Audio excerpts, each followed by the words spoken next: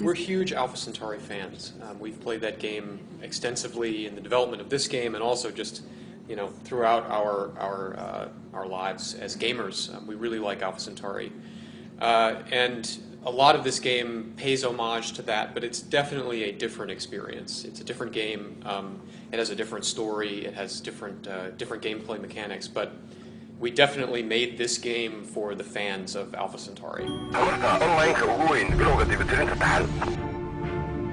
It's sort of a mixture of looking at where we are now and the sort of things that fans of science and current contemporary spaceflight like we are would find realistic and recognizable, and then also looking forward at some of the great ideas from science fiction over the years, and trying to draw a line between them so that when you start the game, you start with technologies and research that makes sense, that would be reasonable under current science, but then you start to take little steps that are more fantastical and more fantastical, so that by the end of the game, you're in a very future place where 500 to 1,000 years from now.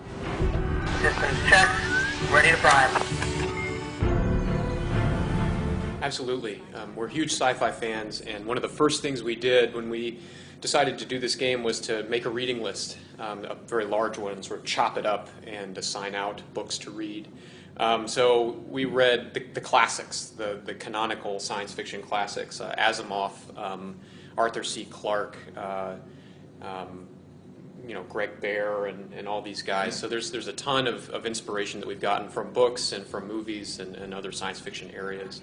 And also, as David said, from real science. I mean, it's important that this game is plausible. Even though you end up in a very fantastical place at the end, we want you to believe that we could actually get there. We can no longer deny what is clear. Our time on Earth is ending. The planet has a lot of new resource types. There are kind of the basics, so the basic metals, and you've got you'll recognize some from Civ 5 in there. But on top of that, there are these new strategic resources that we've put in. Float stone, which is this mysterious floating stone that has some electromagnetic buoyancy with the planet. The interaction of the stone with the planet is kind of mysterious, and you'll learn about it as you play. There's also Feraxite, which we affectionately named.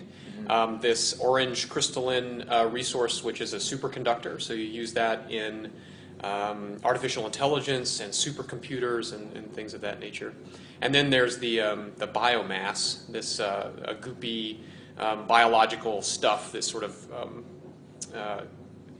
like you use this for organics and more like custom alien creatures and things of that nature.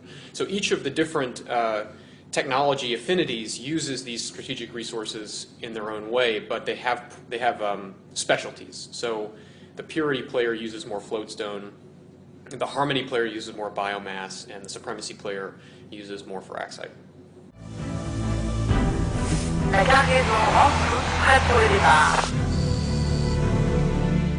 I spent a lot of time on the domestic part of the game, on like the cities, the buildings, and wonders. And there's a lot of wonders that I really enjoy, because obviously these are very, very fictitious, very fantastical, and very imaginary. So there's one that I love called the Archimedes lever, which is a reference to the quote from antiquity about moving the world. And it's a huge seismic device that you could pound the earth and create ripple effects that will damage invading armies, even before they get within range of your cities. And it's just incredible to watch and really, really satisfying to use, or in its own way have used against you when you're trying to take out a city that has it. So.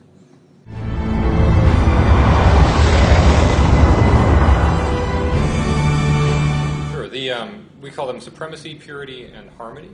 And they represent sort of post-human philosophies about what humanity would have to do or what they would end up becoming when faced with the challenges of an alien planet. So the harmony one decides to sort of modify the human organism to become indigenous to the new world and live in cooperation with it, so as to not damage it. The purity one says humanity needs to be preserved in its ideal state, and we'll take this new planet and make it into the Earth that we left behind, the Earth, an ideal Earth. And the supremacy says humankind is saved through its technology. We're tool makers, and that's always going to be our saving grace.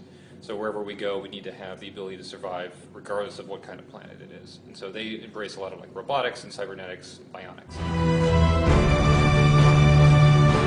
a new beginning for mankind.